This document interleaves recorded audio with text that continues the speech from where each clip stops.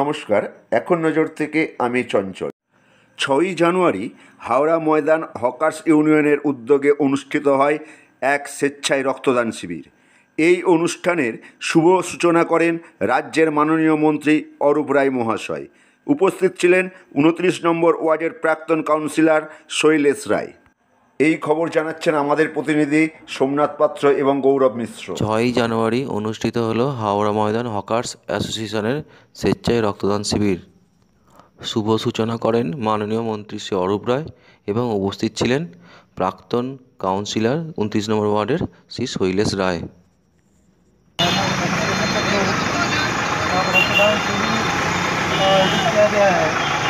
और हमारे साथ माननीय श्री शैलेश राय जी हैं, उनका बात पूछा जाएगा। जी तो आप बताएंगे शिविर कर रहे हैं, क्या सुविधा होती जो आपने स्टेप लिए हैं तो इसके बारे में जानना चाहेंगे। ये जो आज शिविर का आयोजन आप देख रहे हैं, ये किसी नेता मंत्री या बड़े पूंजीपतियों द्वारा आयोजित ये शिविर नहीं है। ये फूड पर जो कपड़ा बेचते हैं, खाद्य सामग्री बेचते हैं, घूम घूम कर फेरी लगाते हैं, ये उनके द्वारा शिविर लगाई गई है। और सबसे बड़ी बात कि इन लोगों ने सारा व्यवस्था अपने किया, एकदम लीगल वे में थाना से परमिशन लेकर के रोड पर जहाँ वो अपना व्यवसाय करते हैं उस जगह व्यवसाय को आज उन्होंने बंद रखा है और वहाँ पर कैंप लगा करके वो खुद ही रक्तदान कर रहे हैं।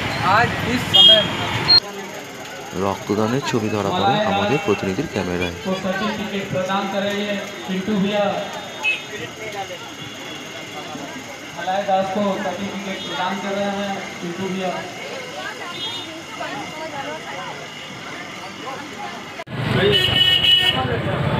यहाँ पे मंच पे तो आदमी तो बहुत सारे हैं।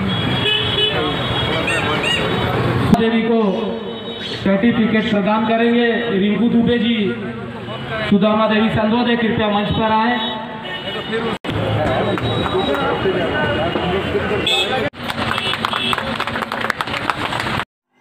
আজ পশ্চিম মেদিনীপুর জেলার মেদিনীপুর মেডিকেল কলেজেও শুরু হলো করোনা ভ্যাকসিনের ড্রাই রান।